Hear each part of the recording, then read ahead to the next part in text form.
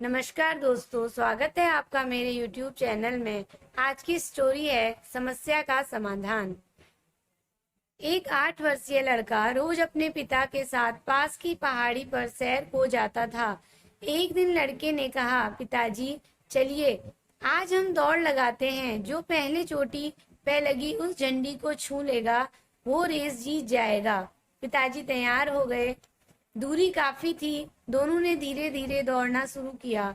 कुछ देर दौड़ने के बाद पिताजी अचानक ही रुक गए। क्या हुआ पापा, आप अचानक रुक क्यों गए? आपने अभी इसे हार मान ली क्या?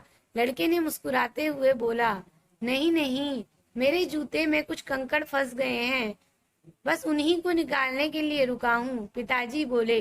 लड़का बोला, अरे कंकड़ तो मेरे जूते में भी पड़े हैं, पर अगर मैं रुक गया तो मैं रेस हार जाऊंगा। ये कहता हुआ वह तेजी से आगे भागा। पिताजी भी कंकड़ निकालकर आगे बढ़े।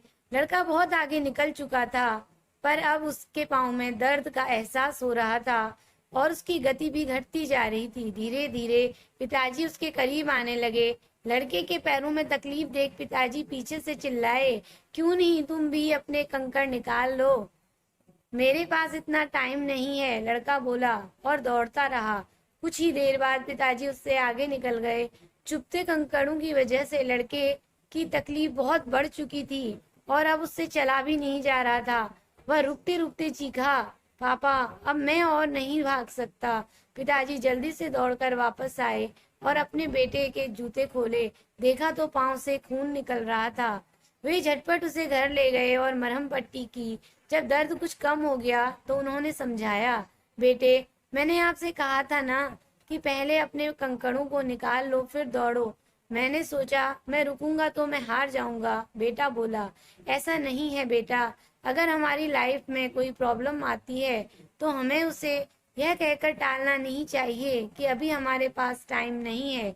दरअसल होता क्या है, जब हम किसी समस्या को अनदेखा करते हैं तो वो धीरे धीरे और बड़ी होती जाती है और अंततः मैं जितना नुकसान पहुंचा सकती थी उससे कहीं ज्यादा नुकसान पहुंचा देती है।